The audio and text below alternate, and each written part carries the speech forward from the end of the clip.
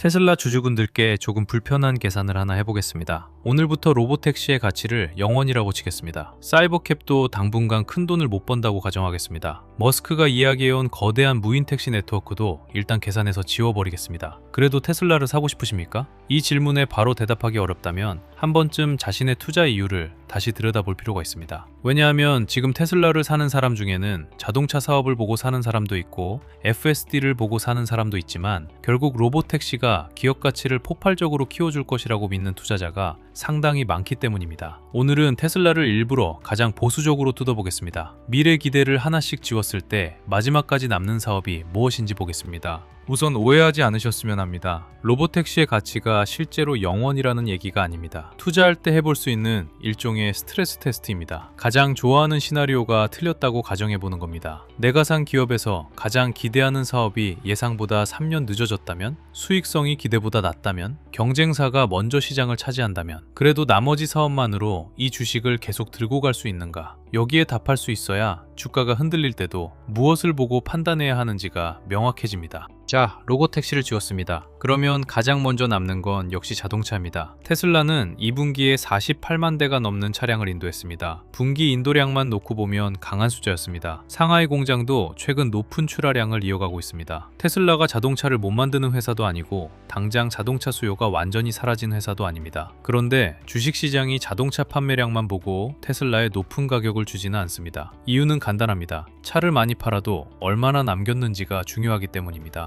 테슬라 자동차 사업의 역할은 앞으로 조금 달라질 필요가 있습니다. 예전에는 자동차 자체가 성장 엔진이었습니다. 공장을 하나 더 짓고 판매량을 늘리고 전기차 시장 점유율을 높이면 됐습니다. 지금은 자동차가 테슬라의 미래 사업을 먹여 살리는 현금 공급원 역할까지 해야 합니다. 사이버캣 공장을 지어야 합니다. 옵티머스를 개발해야 합니다. AI 컴퓨팅을 늘려야 합니다. 에너지 저장 시설도 확대해야 합니다. 테라팩까지 계획하고 있습니다. 이 모든 사업이 아직 자동차처럼 안정적으로 돈을 벌지는 못합니다. 결국 당분간 청구서는 자동차 사업으로 돌아옵니다. 그래서 로보택시를 0원으로 놓고 테슬라를 산다면 자동차 사업에서 최소한 하나는 확인해야 합니다. 판매량이 아니라 현금입니다. 가격을 계속 낮춰야만 차량이 팔린다면 판매량이 늘어도 미래 사업에 투자할 돈은 생각보다 많이 남지 않습니다. 반대로 판매량을 크게 늘리지 못하더라도 자동차 한 대에서 남기는 이익이 회복되고 재고가 안정된다면 테슬라는 시간을 벌 수 있습니다. 로보택시가 늦어져도 버틸 수 있는 시간을 말입니다. 자동차 사업은 앞으로 테슬라의 미래 그 자체라기보다 미래 사업이 성숙할 때까지 회사를 버티게 해주는 체력에 가깝습니다. 그런데 로보택시를 지우고 나서도 테슬라가 평범한 자동차 회사로만 남는 건 아닙니다. FSD가 있기 때문입니다. 여기서 중요한 차이가 있습니다. 로보택시는 아직 대규모 사업성을 증명해야 하는 단계지만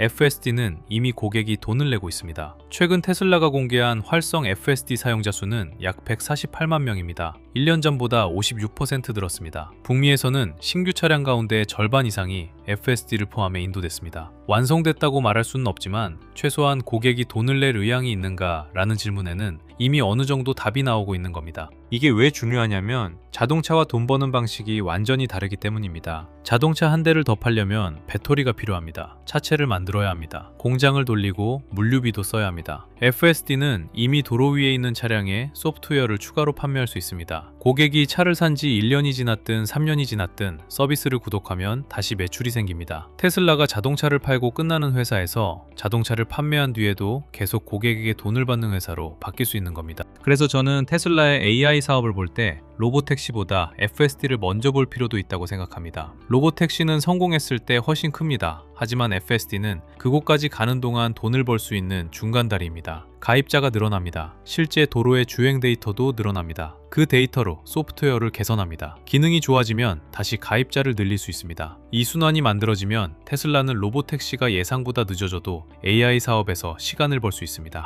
물론 FSD에도 큰 조건이 붙습니다. 유럽 전체로 확장해야 하고 다른 지역에서도 규제문을 넘어야 합니다. 현재 네덜란드는 FSD 감독형을 승인했고 유럽 전체 확대를 추진하고 있지만 프랑스처럼 현재 형태의 승인에 반대하는 국가도 있습니다. 안전성 평가에 사용된 자료가 충분히 공개되지 않았다는 논란도 있습니다. 그러니까 유럽 FSD를 이미 확정된 매출로 계산하면 안 됩니다. 하지만 반대로 아직 돈을 전혀 벌지 못하는 미래 사업과 같은 선상에 놓는 것도 맞지 않습니다. FSD는 기대와 실제 매출이 겹치기 시작한 사업입니다. 이제 조금 의외의 사업을 하나 보겠습니다. 에너지입니다. 테슬라 영상에서 로보택시와 옵티머스를 한참 이야기하다 보면 에너지는 늘 뒤로 밀립니다. 그런데 로보택시를 빼놓고 테슬라를 바라보면 존재감이 갑자기 커집니다. 2분기 테슬라는 13.5GW시의 에너지 저장 제품을 배치했습니다. 자동차와 전혀 다른 고객에게 제품을 판매할 수 있는 사업입니다. 전력회사도 고객이 됩니다. 대형 공장도 고객이 됩니다. 데이터 센터도 고객이 될 수 있습니다. 특히 AI 시대에는 이 사업을 조금 다르게 볼 필요가 있습니다. 데이터 센터를 아무리 많이 지어도 전기를 안정적으로 공급하지 못하면 서버를 돌릴 수 없습니다. 태양광과 풍력처럼 생산량이 일정하지 않은 전원이 늘수록 저장 장치의 역할도 커집니다. AI 기업들이 데이터 센터에 수천억 달러를 쓰기 시작하면 그 뒤에는 발전과 송배전, 저장과 냉각이 따라옵니다. 테슬라가 AI 기업이 되겠다고 막대한 돈을 쓰는 동시에 다른 AI 기업들이 돈을 쓸 때 수혜를 받을 수 있는 사업도 이미 가지고 있는 겁니다. 이건 꽤 재미있는 구조입니다. 자동차 판매가 부진하다고 전력회사가 메가팩 주문을 취소하는 건 아닙니다. FSD 규제가 늦어진다고 데이터 센터의 전력 부족 문제가 사라지는 것도 아닙니다. 에너지는 테슬라 안에서 자동차 경기와 조금 다른 방향으로 움직일 수 있는 사업입니다. 그래서 로보택시를 영원으로 놓는다면 에너지 사업의 의미가 오히려 커집니다. 다만 배치량만 많이 늘었다고 충분한 건 아닙니다. 앞으로 투자자가 확인해야 할 건 얼마나 높은 마진을 유지하면서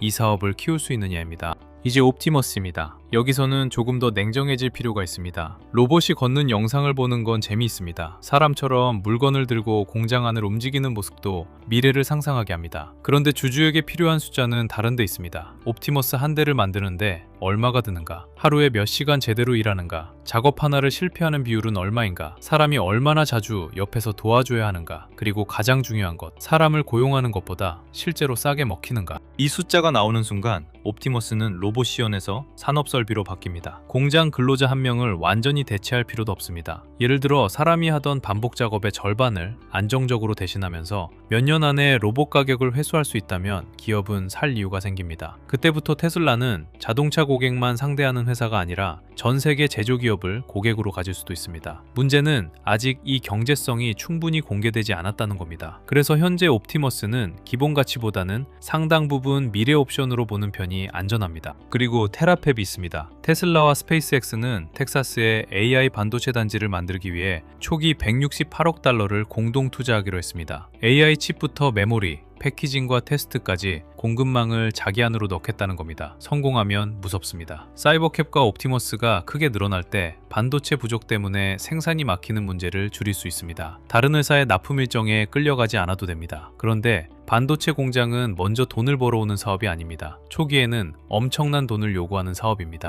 여기까지 테슬라를 다시 조립해봤습니다. 자동차가 있습니다. FSD가 있습니다. 에너지가 있습니다. 옵티머스가 있습니다. 테라펩이라는 공급망 전략도 있습니다. 아직 로보택시는 영원입니다. 이 상태에서도 테슬라를 사고 싶은지 다시 생각해 보시면 됩니다. 그렇다면 자신의 투자 논리가 상당히 건강한 편일 수 있습니다. 로보택시가 늦어져도 다른 사업에서 기대할 것이 남아있기 때문입니다. 반대로 여기까지 왔는데도 로보택시가 없으면 테슬라를 살 이유가 하나도 없다고 느낀다면 자신의 투자금 상당 부분이 결국 하나의 미래 시나리오에 베팅되어 있다는 뜻입니다. 자, 이제 처음에 지었던 로보택시를 다시 가져오겠습니다. 이번에는 역할이 달라집니다. 로보택시가 테슬라 전체를 설명해야 하는 사업이 아니라 추가 상승을 만들어내 옵션이 됩니다. 사이버캡 생산이 빠르게 늘어납니다. 유료 운행 차량이 많아집니다. 차량 한 대가 하루에도 여러 번 승객을 태웁니다. 사람이 개입하는 횟수는 줄어듭니다. 그리고 운행 한 건마다 실제 이익이 남습니다. 이 숫자가 나오기 시작하면 앞에서 조립한 자동차와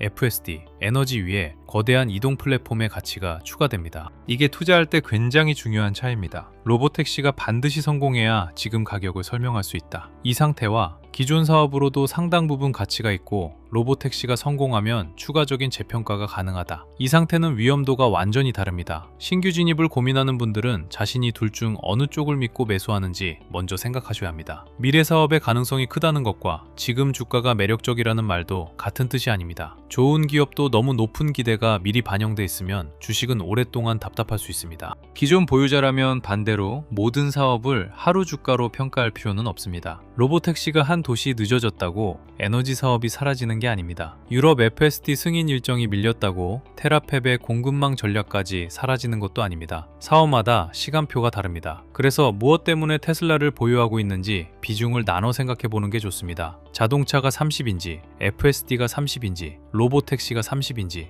에너지와 옵티머스가 나머지인지 정답은 없습니다. 다만 자신만의 답은 있어야 합니다. 저는 앞으로 테슬라에서 하나를 가장 유심히 본다면 꿈의 개수보다 현금으로 바뀌는 순서를 보겠습니다. FSD가 먼저 반복 매출을 키울지, 에너지가 더 큰 현금 창출원이 될지, 로보택시가 차량당 경제성을 먼저 증명할지, 옵티머스가 공장 비용을 실제로 낮출지, 테라펩은 이 모든 사업이 커질 때 필요한 반도체를 경제적으로 공급할 수 있을지, 5사업 가운데 2~3개만 현실적인 현금 창출원으로 올라와도 테슬라를 바라보는 계산은 상당히 달라집니다. 반대로 조심해야 할 그림도 있습니다. 자동차 마진은 계속 약합니다. FSD 가입 증가가 둔화합니다. 로보택시 확대는 예상보다 늦습니다. 옵티머스는 공장을 짓는데 상용화 숫자는 나오지 않습니다. 테라펩에는 계속 돈이 들어갑니다. 이런 상황에서는 테슬라의 꿈이 작아져서 문제가 되는 게 아닙니다. 꿈이 돈으로 바뀌는 속도보다 비용이 나가는 속도가 빨라지는 게 문제입니다. 그때는 미래가치 전체에 시장이 더 높은 할인율을 적용할 수 있습니다. 그래서 테슬라를 신규 매수하려는 분들에게 사라, 기다려라 라는 단순한 답보다 이 질문을 드리고 싶습니다. 로보택시를 오늘 영원으로 만들어도 이 회사를 보유할 이유가 남아있습니까? 남아있다면 무엇입니까? FSD입니까? 에너지입니까? 자동차 생산력입니까? 옵티머스입니까? 반도체까지 직접 통제하는 수직 계열화입니까? 그 이유가 명확하다면 앞으로 뉴스가 나올 때도 내가 확인해야 할 숫자가 선명해집니다. 테슬라를 둘러싼 자금도 이런 식으로 움직입니다. 로보택시 기대가 커지면 자율주행과 AI 반도체로 돈이 움직입니다. 테라펫 투자가 확대되면 반도체 장비와 전력 수요가 부각될 수 있습니다. 에너지 저장 장치가 성장하면 전력 인프라 기업까지 같이 움직입니다. 테슬라 한 종목의 등락만 보면 이런 흐름을 놓치기 쉽습니다. 미국장 주도주 알림센터에서는 테슬라가 오르는지만 보는 게 아니라 관련 산업 가운데 어디에 실제 거래량과 상대 강도가 붙는지 같이 확인하고 있습니다. 필요하신 분은 영상 아래 더보기란에 공식 신청 페이지를 확인하시기 바랍니다. 오늘 계산을 다시 원점으로 돌려보겠습니다. 우리는 로보택시를 영원으로 시작했습니다. 그런데도 자동차가 남았습니다. 이미 고객이 돈을 내고 있는 FSD가 남았습니다. 빠르게 커지고 있는 에너지가 남았습니다. 아직 먼 미래지만 옵티머스가 남았습니다. 그리고 막대한 비용을 요구하지만 성공하면 공급망 자체가 될 수 있는 테라펩이 남았습니다. 그 위에 다시 로보택시를 올렸습니다. 이렇게 보면 테슬라는 조금 다르게 보입니다. 로보택시가 성공해야만 살아남는 회사라면 위험한 투자입니다. 하지만 로보택시 없이도 다른 사업들이 충분히 버티고 로보택시가 성공할 때 추가적인 거대한 옵션이 열리는 회사라면 이야기가 다릅니다. 현재 테슬라가 정확히 어느 쪽에 있는지는 아직 숫자가 더 필요합니다. 그래서 투자자에게 필요한 건 믿음의 크기가 아닙니다. 어떤 사업이 아직 꿈이고 어떤 사업이 이미 돈을 벌고 있으며 어느 순간 둘의 위치가 바뀌는지를 계속 확인하는 겁니다. 테슬라의 가장 큰 매력은 미래가 많다는 데 있습니다. 그리고 가장 큰 위험도 똑같습니다. 미래가 너무 많다는 겁니다. 오늘도 함께 해주셔서 감사합니다. 성공 투자하십시오.